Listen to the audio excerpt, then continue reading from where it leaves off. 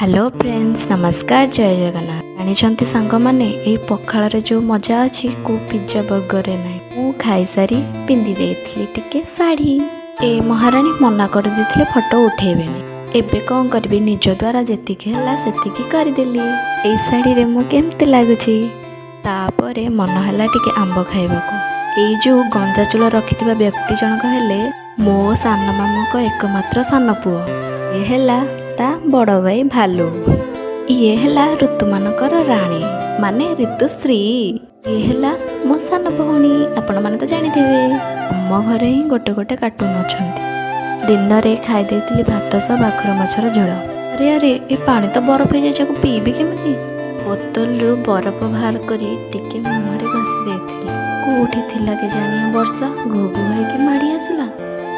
तापरे वर्षा हैला। आज मो नखरे आज मु पुट्टी मारि कन्फ्यूज हो गली। आ भितर मु कोटा लगेबी। अरे हाँ, एटा ही लगेबी।